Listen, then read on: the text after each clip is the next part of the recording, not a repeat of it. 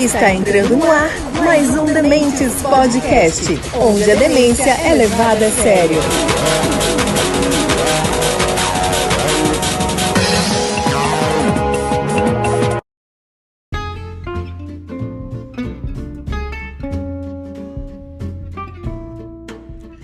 Fala galera, tudo bem com vocês? Está começando mais um Dementes.doc, o quadro do Demente Podcast, onde a gente traz uma biografia, um fato histórico, um acontecimento histórico que a gente entende relevante para contar para vocês.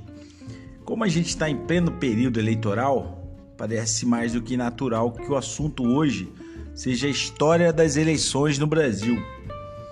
E já adianto aqui uma coisa, hein? O momento em que estamos é o de menor possibilidade de fraudes eleitorais. Infelizmente, a história das eleições no Brasil está diretamente ligada a todo tipo de fraude possível e imaginável. De um tempo para cá, muito se fala nas eleições aqui no Brasil. Mas você sabe quando se realizou a primeira eleição por aqui? E durante o período colonial, você sabe como que eram feitas as eleições? Durante o Império, durante o início da República e durante a ditadura. Você sabe como é que era? Então, hoje a gente vai tentar aqui, de forma bem sucinta, apresentar para vocês a história das eleições no Brasil. Tem-se que a nossa primeira eleição ocorreu ainda no período colonial, mais precisamente em 1532. Eleição essa para a Câmara Municipal de São Vicente. Durante todo o período colonial, as eleições ficaram no âmbito municipal, perdurando dessa forma até a independência. Nessa época não existiam partidos políticos. As eleições contavam apenas com a participação de homens livres. O voto nessa época não era secreto e os homens analfabetos poderiam votar. Já no período do Império, as eleições se ampliaram para ser possível se eleger deputados e senadores para as chamadas Câmaras do Império.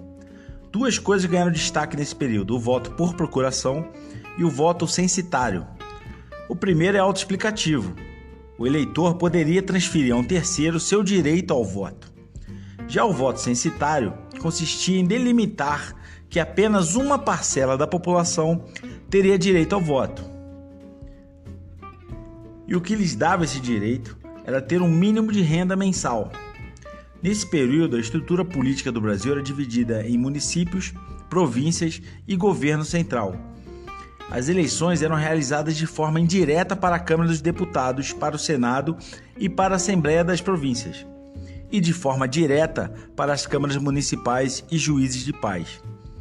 As eleições aconteciam em duas etapas: uma com uma camada da sociedade escolhendo os eleitores, que votariam nos deputados e senadores. Para poder escolher os eleitores, era necessário que o cidadão tivesse uma renda mínima de R$100 mil anuais.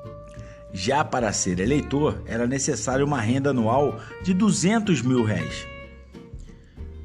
Para se candidatar a deputado ou senador, era necessário ter uma renda anual de R$400 mil ou R$800 mil, respectivamente. Esse sistema durou até a proclamação da República em 1879. Com o advento da República, o Brasil adotou o presidencialismo, mas engana-se quem pensa que o direito ao voto era pleno. Os menores de 21 anos, as mulheres, os analfabetos, os mendigos, os soldados rasos, os indígenas e os integrantes do clero simplesmente não tinham direito ao voto. No primeiro momento da República, hoje conhecida como República Velha, que durou de 1889 a 1930, foi uma época marcada também pelo coronelismo. Para quem não sabe, o coronelismo foi um período que os grandes fazendeiros, que eram ricos e poderosos em um país majoritariamente rural, usavam esse poder econômico para obter poder político, coagindo seus apadrinhados a votarem um candidato por ele indicado. Esse era o famoso voto de cabresto. Cabe lembrar que até neste período o Brasil não tinha uma justiça eleitoral forte e independente, o que possibilitava, dessa forma, a manipulação do resultado das eleições. Era comum nessa época o uso de nomes inventados, de mortos votarem e dos desaparecidos votarem também.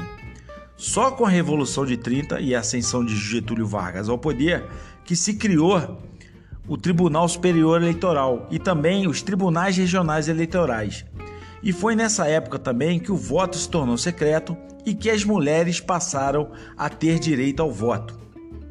Contudo, essa mudança durou muito pouco tempo, pois com o implemento do Estado Novo, todas as eleições ficaram suspensas. Só no fim da Era Vargas, em 1945, que o Brasil retomou a democracia. E aí, de fato, as mulheres puderam votar para presidente.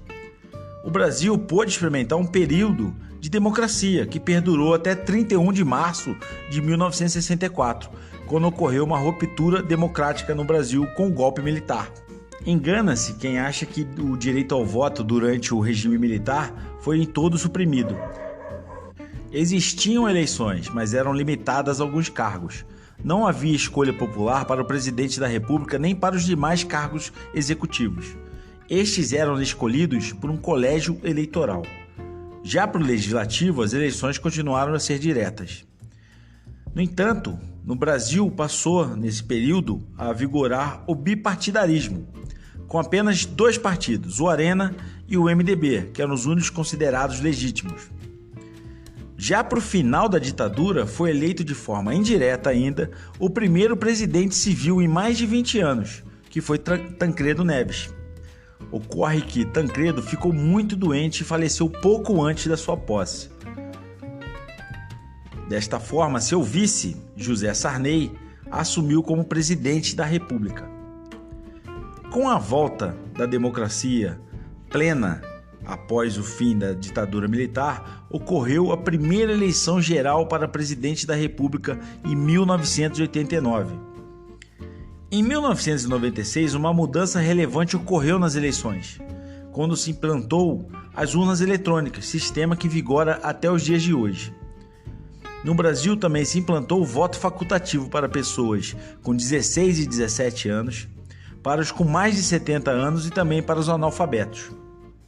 Hoje, galera, a gente experimenta aqui no Brasil a plenitude da democracia, com todos tendo direito a votar e serem votados, sem distinção de renda, raça ou religião. Como vocês puderam ver, toda essa história de que hoje tem fraude nas eleições, isso não é nada perto da nossa história, do nosso histórico enquanto país, né? Hoje, por mais que se tenha alguma suspeita, tem um episódio que a gente fala da urna eletrônica e do quanto é difícil se burlar todo esse sistema eleitoral que a gente tem hoje. Obviamente, ele não é 100% garantido, como nada é 100% garantido, mas é o mais perto que a gente tem de segurança, tá?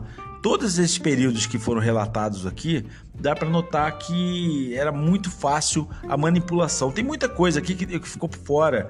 Por exemplo, a contagem de voto em muitos estados ficava por conta de quem estava no governo, entendeu? E essas pessoas manipulavam os votos para se manter no governo. Tem N coisas, tá, gente? Então a gente tem que ficar grato hoje, tá, por a gente viver num período em que os diferentes possam conviver, tá? Que ninguém tem suprimido seu direito de se posicionar, tá? Como muitas pessoas querem que isso aconteça. Isso não acontece, tá? Tanto é que tem essa ascensão no poder de algo completamente diferente dos últimos anos que a gente teve, porque a democracia permitiu isso. Beleza, galera? Forte abraço a vocês, espero que vocês tenham gostado e é isso aí.